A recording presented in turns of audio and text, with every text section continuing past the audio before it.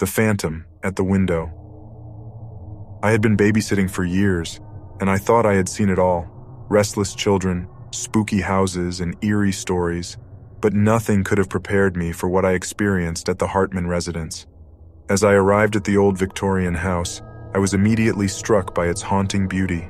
The moon cast an ethereal glow upon the dark, ivy-covered walls, and the wind whispered through the ancient trees, making the branches tap against the windows like bony fingers.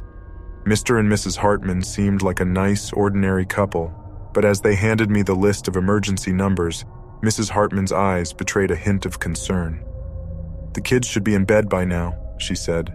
"They're good sleepers, but just in case, give us a call if there's any trouble." With that, they hurried off, leaving me alone with their children, Sarah and Timmy.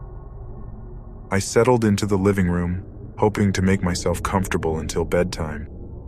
But as I glanced out the window, a chill shot down my spine.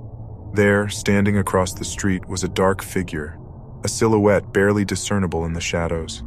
I blinked, thinking it might have been a trick of the light, but when I looked again, the figure was gone. My heart raced, and I scolded myself for letting my imagination run wild. It was probably just a neighbor taking out the trash or a tree swaying in the breeze.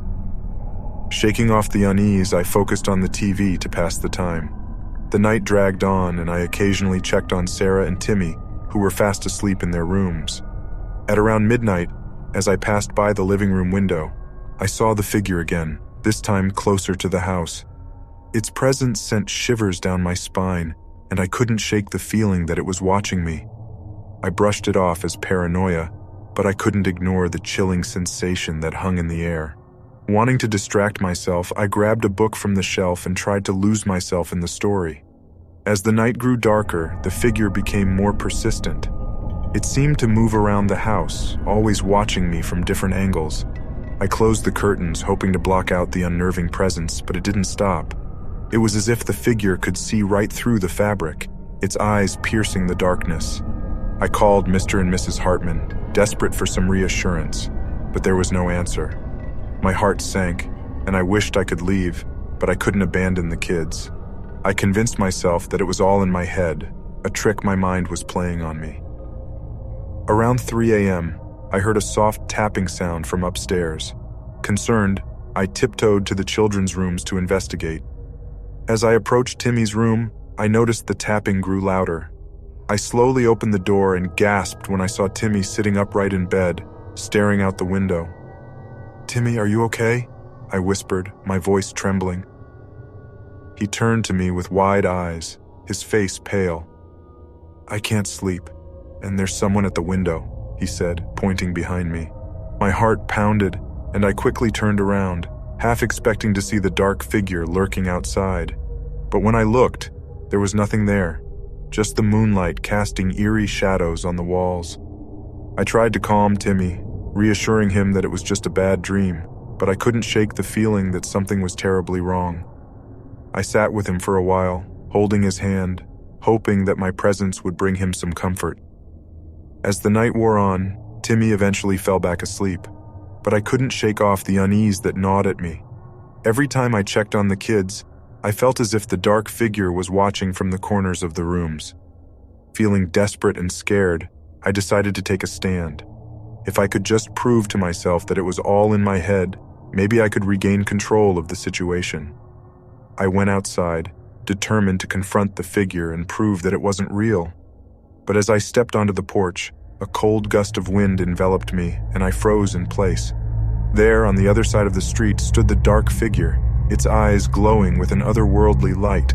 Fear paralyzed me, and I could feel its malevolence seeping into my very soul. It beckoned me with a skeletal finger, its presence suffocating. "Come," it whispered, its voice a haunting echo in the night. I wanted to run, to flee back into the house and lock all the doors. But something held me in place. I was mesmerized by the figure, unable to tear my eyes away from its chilling gaze. The figure started to move, gliding toward me with an unnatural grace. Panic surged within me and I turned to run, but my body felt heavy, as if invisible hands were holding me back. Just as the figure was about to reach me, a blinding light illuminated the street. and I shielded my eyes from the brightness. When I looked again, the figure was gone, vanished into thin air. The police car screeched to a halt beside me and the officer stepped out, his flashlight trained on me. "Are you okay?" he asked, concern etched on his face. I don't know," I stammered, my voice trembling. "There was someone there, across the street." The officer scanned the area, but there was no sign of the dark figure. "I didn't see anyone when I drove up," he said. "Are you sure you're all right?" I nodded, still shaken from the encounter. The officer stayed with me until Mr. and Mrs. Hartman returned. I didn't mention the figure, fearing they wouldn't believe me or think I was crazy. As they thanked me for staying late, I couldn't help but feel relieved that my ordeal was over. But deep down, I knew the haunting figure would forever be etched in my memory. To this day, I wonder what it was, a malevolent spirit, a trick of the mind, or something else entirely. One thing is certain, though.